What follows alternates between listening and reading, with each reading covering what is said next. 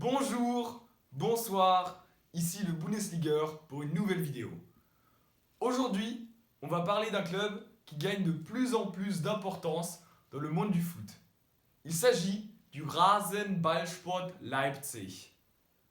Alors, cette semaine, ils ont eu leur premier coup de mou de la saison sous leur nouvel entraîneur Julian Nagelsmann. Défaite 1-3 contre Schalke qui était très fort et surprenant. Il reste néanmoins deuxième du classement à 1 point du Bayern. Regardons le passé pour comprendre le présent.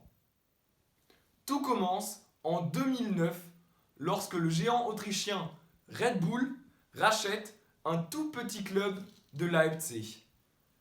Et déjà là, on voit la fine tactique de Red Bull. Ils ont racheté un club de Leipzig. Et Leipzig, étant une ville de l'Allemagne de l'Est, est devenue la seule ville dans cette région à avoir un club en Bundesliga. En ayant plusieurs équipes dans le monde, donc au Brésil, à New York, en Autriche et maintenant en Allemagne, Red Bull a pu propager sa marque dans le monde entier et en même temps, cela leur permet de repérer des jeunes talents dans le monde, de les former chez eux et ensuite de les envoyer dans leurs équipes européennes. Le RB Leipzig donc n'avait besoin que de 8 ans pour passer de la 5e à la première division allemande.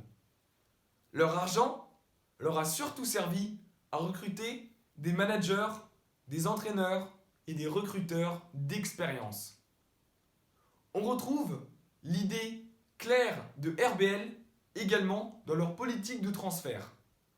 Recruter des jeunes joueurs en dessous de 25 ans, talentueux et tôt, les faire évoluer et les faire jouer dans l'équipe, pour plus tard les faire jouer avec l'équipe au plus haut niveau. Youssouf Poulsen est le parfait exemple. En 2013, il a rejoint Leipzig, alors en 3e division, pour 1,3 million d'euros, ce qui est énorme à ce niveau-là. Et aujourd'hui encore, il joue buteur titulaire aux côtés de Timo Werner. Mais alors pourquoi un club si bien organisé, ayant les idées claires et ayant un si beau projet, est-il mal aimé en Allemagne? En gravissant les échelons à une vitesse supersonique, le RB Leipzig a dépassé grand nombre de clubs traditionnels. Le club du RB Leipzig est plus utilisé pour du marketing pour Red Bull que pour le côté sportif. Si le club joue à un haut niveau et qu'il joue bien, cela fera plus d'argent pour Red Bull. Les supporters du club n'ont pas leur mot à dire. Normalement, en Allemagne, ce sont les supporters qui peuvent prendre des décisions pour le club en votant. Mais à Leipzig, ce sont des gens qui sont proches de l'entreprise Red Bull qui vont prendre ces décisions. Un club artificiel, riche et utilisé pour de la pub, pour une boisson, l'idée ne plaît pas au reste de l'Allemagne.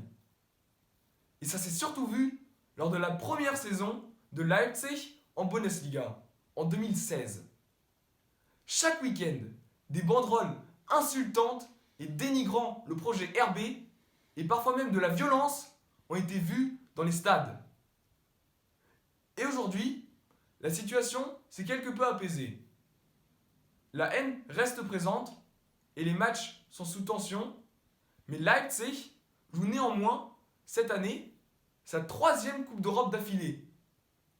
D'ailleurs, mercredi, l'Olympique lyonnais se déplacera à Leipzig pour jouer leur 2e match de Champions League.